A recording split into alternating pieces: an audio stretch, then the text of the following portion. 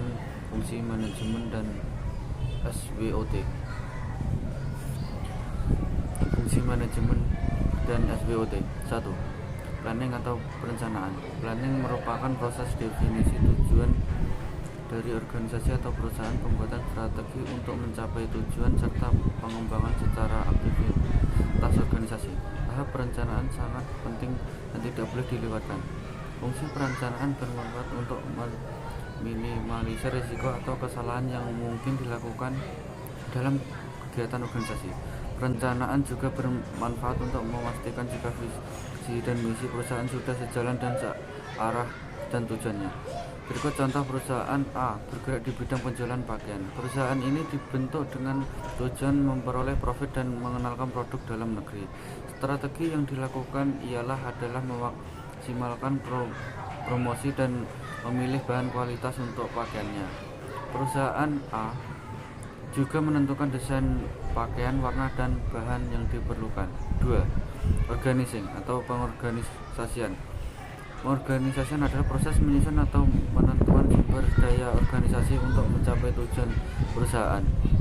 Sumber daya organisasinya meliputi sumber daya manusia, sumber daya fisik, dan sumber daya operasional. Fungsi pengorganisasian dilakukan dengan pembagian tugas untuk sumber daya manusia, menetapkan struktur perusahaan dan garis wewenangnya, mengalokasi sumber daya alam, serta merekrut, meleksi, dan melatih sumber daya manusia. Berikut contoh dari organizing. Setelah menentukan sejumlah strategi, perusahaan A merekrut sejumlah karyawan dan tenaga ahli.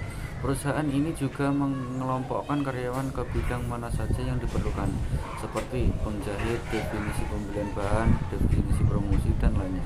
Perusahaan A juga membeli sejumlah mesin dan peralatan lainnya yang dibutuhkan.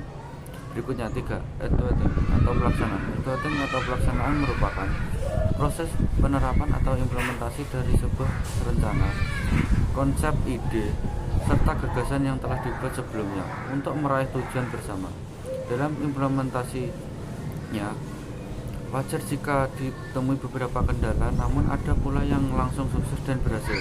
Fungsi pelaksanaan biasanya dilakukan dengan membimbing serta memberi motivasi kepada sumber daya manusia, serta meningkatkan kemampuan pekerja karyawan. Pada tahap ini, sudah rancangan yang telah disusun dipastikan berjalan dengan implementasikan dengan baik. Berikut contoh dari evaluating. Perusahaan A memulai proses produksi pakaiannya. Para petinggi perusahaan membimbing sumber daya manusia dan selalu memberikan motivasi. Semua ide yang telah dirancang sebelumnya diimplementasikan semaksimal mungkin. Berikutnya 4. Controlling atau pengendalian. Controlling atau pengendalian adalah bentuk kontrol atau evaluasi terhadap kinerja organisasi. Hal ini dilakukan untuk memastikan jika apa yang telah direncanakan, disusun, serta dijalankan sudah sesuai dengan apa yang telah direncanakan sebelumnya. Fungsi pengendalian adalah dilakukan dengan mencari tahu apa saja yang tidak sesuai dengan rancangan, menentukan dan menganalisa letak permasalahannya di mana, berusaha mencari solusinya, serta melakukan pengawasan kerja sumber daya manusia. Berikut contoh dari pengendalian. Setelah perusahaan A memproduksi pakaian dan menjualnya, mereka melakukan evaluasi. Ternyata masih ditemui beberapa kendala dalam pelaksanaannya, misalnya kesalahan teknis saat produksi dan penjualan. Solusinya ialah mencegah hal itu terulang kembali dan memastikan semuanya berjalan dengan baik. Berikutnya, materi SWOT adalah suatu metode perencanaan strategis untuk mengevaluasi faktor-faktor yang mempengaruhi dalam usaha mencapai tujuan, yaitu kekuatan, strength, kelemahan, weakness, peluang, opportunity, dan ancaman threat, baik itu tujuan jangka pendek maupun jangka panjang.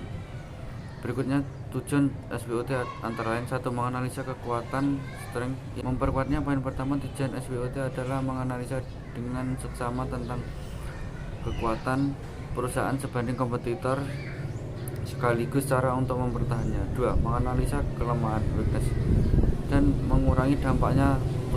Tujuan analisa SWOT perusahaan kedua adalah memperkirakan kelemahan perusahaan yang tidak atau belum dapat ditangani. Setelah daftar kelemahan perusahaan didapatkan, pihak menganalisa bisa mendiskusi cara mengurangi dampak negatif dari kelemahan tersebut atau bahkan menghilangkan sekaligus.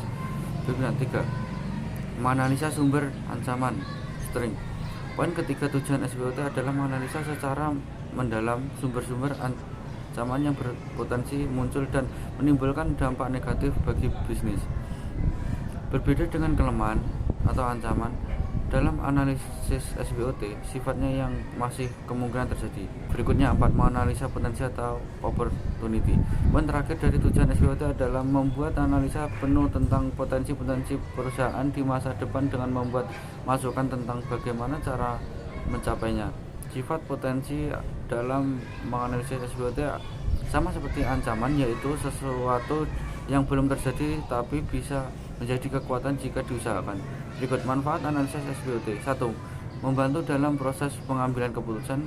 Yang kedua, bahan pertimbangan saat menyusun strategi. Yang ketiga, membuat daftar lengkap masalah perusahaan. Yang keempat, mempersiapkan cara menghadapi kompetitor.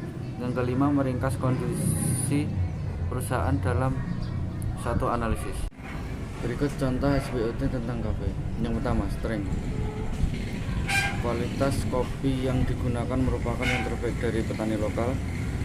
Terdapat berbagai pilihan rasa kopi yang menarik. Yang ketiga, harga yang ditawarkan adalah harga mahasiswa dan terjangkau.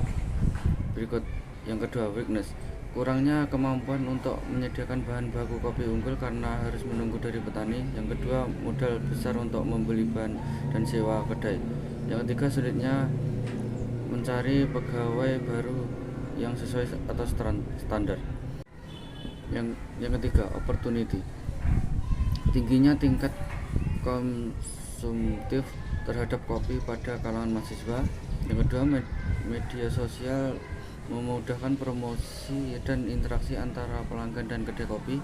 Yang ketiga, adanya platform pemesanan makanan dan minuman daring memudahkan akses untuk jual beli. Yang keempat, strengths. Usaha kedai kopi makin menjamur di berbagai tempat. Yang kedua, variasi rasa yang bersaing lebih menarik dan kualitas bahan rendah. Yang ketiga, lokasi kedai kopi atau kafe lain cukup dekat. Dan keempat, kenaikan harga barang baku. Sekian dari saya. Bila ada kurang lebihnya mohon maaf. Wassalamualaikum warahmatullahi wabarakatuh.